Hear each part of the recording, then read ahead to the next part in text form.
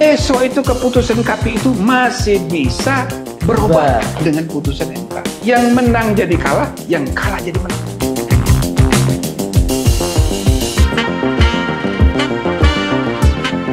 Wah, kayaknya memang semakin panas saja ya di sini. Yaitu bahkan di sini Jimli Asyidik, yaitu bahkan dari wawancara dalam acara Rossi di situ menyebut Mahkamah Konstitusi itu bukan mahkamah kalkulator. Artinya di sini yaitu Profesor Jimli di sini setidaknya setujulah dengan perkataan Yusril pada waktu lalu yang dikutip oleh Pak Mahfud MD pada saat di sidang MK.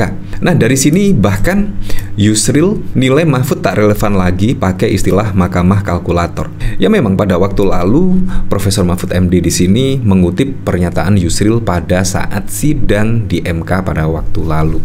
Nah, akhirnya di sini ketika menghadapi gugatan dari paslon 01 dan 03, tiba-tiba Yusril di sini menyebut sudah tidak relevan lagi, yaitu pakai mahkamah kalkulator. Menurut Yusril di sini, gugatan paslon 01 dan 03 adalah salah alamat, seharusnya dilaporkan ke Bawaslu dan lain sebagainya, bukan di Mahkamah Konstitusi.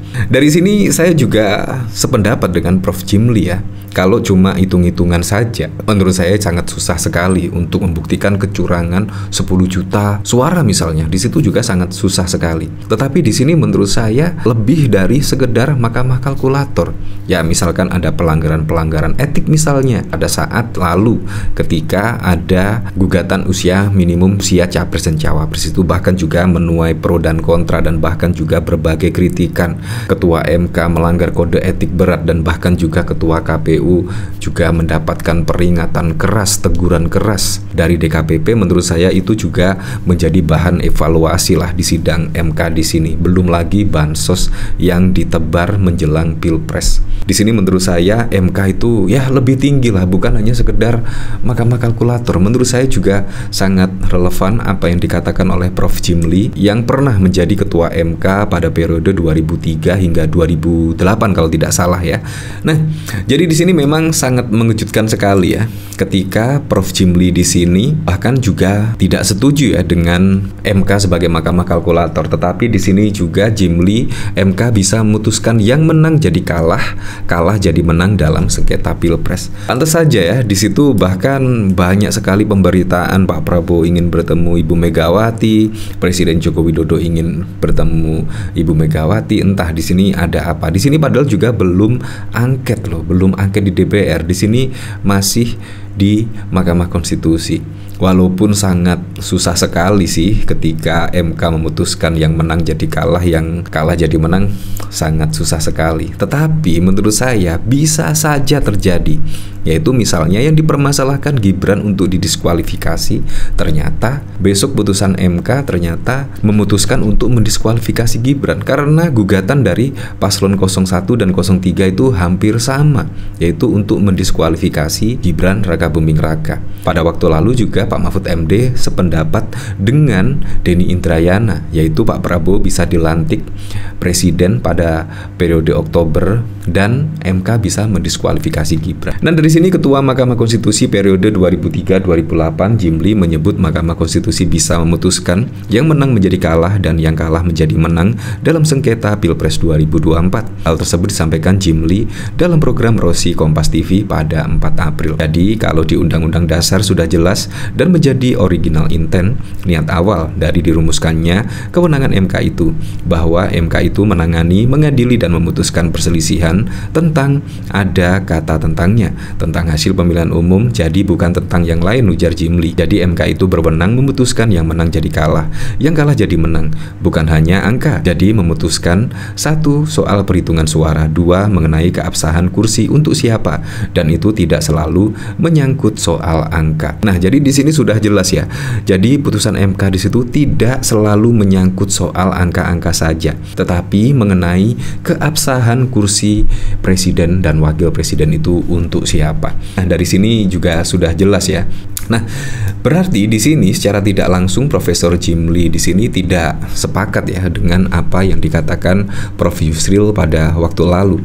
Nah, dari sini saya juga penasaran ya. Di sini ada berita dari inilah.com, yaitu Ketua Tim Pembela Prabowo Gibran Yusril Issa Mahendra mengkritik pernyataan calon wakil presiden nomor urut 3 Mahfud MD soal istilah Mahkamah Kalkulator. Pasalnya istilah tersebut sudah tidak relevan lagi digunakan saat ini. Hal itu disampaikan Yusril dalam lanjutan sidang perselisihan hasil pemilihan umum PHPU sebagai pihak terkait yang menyampaikan jawabannya di MK. Maka tidaklah relevan Prof Mahfud mengutip pendapat Mahaguru Profesor Yusril Issa Mahendra yang pernah mengatakan bahwa MK seyogyanya tidak sekedar Mahkamah Kalkulator, kata Yusril di ruang sidang MK pada 28 Maret yang lalu. Tetapi Mahkamah seharusnya berperan memeriksa pelaksanaan pemilu secara substantif sejak dari proses pelaksanaan, sambung dia. Yusril menilai istilah Mahkamah Kalkulator itu masih relevan jika digunakan pada Pilpres 2014 karena saat itu belum ada pembagian kewenangan dalam menangani kasus-kasus pemilu. Ia menjelaskan bahwa pendapat tersebut jika dikategorikan dalam ilmu fikih menjadi pendapat yang dibarukan lantaran adanya norma-norma hukum yang telah berubah. Nah, jadi menurut saya tantangan dari Mahkamah Konstitusi, hakim-hakim Mahkamah Konstitusi di sini sangat berat sekali ya untuk memutuskan perkara dari Pilpres di sini. Seharusnya pada waktu lalu juga dimulai dari MK ya, yang memutuskan Gibran ya setidaknya menjadi capres dari Pak Prabowo Subianto lah. Seharusnya juga MK juga yang harus bisa mengembalikan kepercayaan publik kepada Mahkamah Konstitusi di sini. Apalagi dengan putusan MK yang pada waktu lalu ya, itu bahkan menuai kontroversi dan publik bahkan juga sudah tidak percaya lagi terhadap MK. Makanya di sini kesempatan yang sangat bagus sekali untuk mengadili perkara sengketa Pilpres di sini dengan sebaik-baiknya sehingga kepercayaan publik terhadap Mahkamah Konstitusi bisa kembali seperti sedia kala. Nah, di sini bahkan juga dikomentari oleh Sharman Lawyer. Pertandingan belum selesai. MK bukan Mahkamah Kalkulator yang bukan ngitung angka perolehan suara, tapi juga soal kecurangan TSM yang dapat membatalkan angka tersebut. Di sini ada statement dari Prof Jimli. Gimana menurut Anda kalau misalkan besok putusan MK seperti itu? Wah, pasti ya gimana lagi, dan putusan MK di situ final dan juga mengikat. Nah, di sini pasti akan ada pro dan kontra lagi ya, tetapi menurut saya sudah tepat lah.